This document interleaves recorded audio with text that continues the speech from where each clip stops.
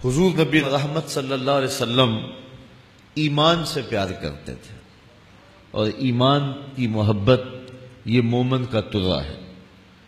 حضور اللہ کی بارگاہ میں ایک دعا مانگا کرتے تھے، اللہم حبب الینا الایمان وزینہ فی قلوبنا، اے اللہ ہمارے دلوں میں ایمان کو محبوب کر دے اور اس کو ہمارے قلوب میں مزین کر دے۔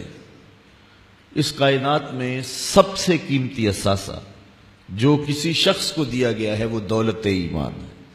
قیامت کے دن سب سے بڑی دولت جو بندہ مومن کو دی جائے گی وہ دیدار الہی ہوگا، اور دنیا پہ سب سے بڑی دولت دولت ایمان ہے۔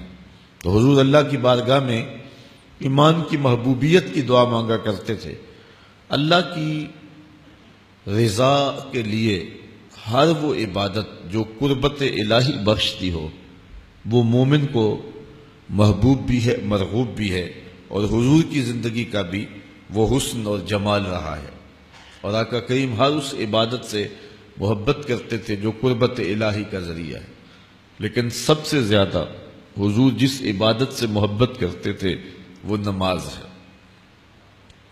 آقا کریم علیہ الصلوۃ والسلام نے ارشاد فرمایا، حبب الی من دنیاکم الطیب والنساء وجعلت قرۃ عینی فی الصلاۃ، تمہاری دنیا سے مجھے صرف 3 چیزیں پسند ہیں، خوشبو، منکوحہ عورتیں، اور میری آنکھوں کی ٹھنڈک نماز میں رکھی۔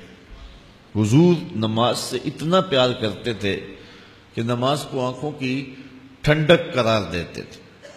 جب نماز کا وقت ہو جاتا اور بلال حبشی کو حضور نے یہ کہنا ہوتا کہ ندا دو، اذان دو، پکار لگاؤ نماز کے لیے، تو حضور حضرت بلال کو کہتے، قم یا بلال فارحنا، اے بلال اٹھو اور ہمیں نماز کے پیغام سے راحت پہنچا دو۔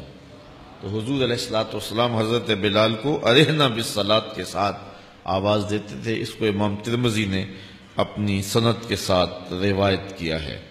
اور آقا کریم علیہ الصلوۃ والسلام ایک نماز کے بعد دوسری نماز کا انتظار کرتے رہتے تھے، اور یہ وہ عمل ہے کہ اللہ تعالیٰ فرشتوں میں فخر کرتا ہے کہ میرے بندوں کو دیکھو کہ ایک فریضہ ادا کر چکے، اب دوسرے فریضے کے لیے منتظر بیٹھے ہیں۔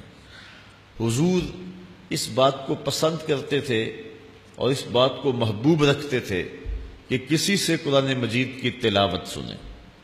حضرت عبداللہ روایت کرتے ہیں، جس کو حضرت امام بخاری نے فضائل القرآن میں لکھا، کہ حضور علیہ السلام نے حضرت عبداللہ سے کہا کہ اقرأ علی القرآن، میرے سامنے قرآن مجید کی تلاوت کرو۔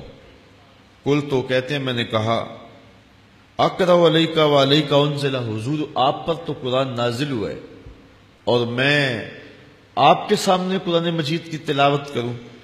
تو حضور نے ارشاد فرمایا، انی احب ان اسمعہ من غیری، میری آرزو یہ ہے کہ اپنے علاوہ کسی اور کی زبان سے بھی سنوں۔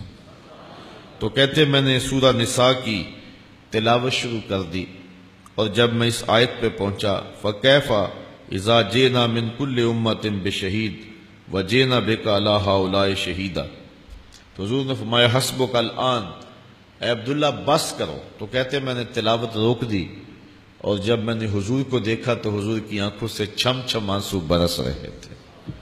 اور قرآن مجید کے آداب میں سے ہے کہ اس کو جب پڑھا جائے تو اس کو اس لذت کے ساتھ پڑھا جائے کہ آنکھیں آنسوؤں کا خراج دیں۔ بلکہ ایک روایت میں آتا ہے حضور نے فرمایا راتوں کی تنہائیوں میں اٹھ اٹھ کے قرآن پڑھا کرو اور قرآن پڑھتے ہوئے رویا کرو۔ فَإِن لَّمْ تَبْكُوا فَتَبَاكُوا، اگر رونا نہ آئے تو تکلف کے ساتھ رونے کی کوشش کیا کرو۔ حضرت داتا گنج بخش علی حجویری سے کسی مرید نے پوچھا، حضرت اگر رونے کی کوشش کریں پھر بھی رونا نہ آئے، تو فرمانے لگے پھر مقدر پہ رویا کرو، کہ دل اتنا بنجر ہو گیا ہے اور اتنا سخت ہو گیا ہے کہ تم رونا چاہتے بھی ہو، تمہاری آنکھیں آنسوؤں کا خراج نہیں دیتی ہیں، تو قرآن مجید پڑھا کرو اور قرآن مجید پڑھ پڑھ کے رویا کرو، اس لیے کہ قرآن مجید اللہ تعالیٰ سے ہم کلام ہونا ہے۔ حضور کا ایک فرمان سن لیجئے، اس کا ایک چھوٹا سا حصہ کتاب رحمت کے بارے میں طبیعت کے اوپر ایک نشہ سا طاری ہو جاتا ہے۔ فرمایا یہ اللہ کی وہ لٹکتی ہوئی رسی ہے جس کا ایک سرا تمہارے ہاتھ میں ہے، دوسرا سرا تمہارے رب کے ہاتھ میں۔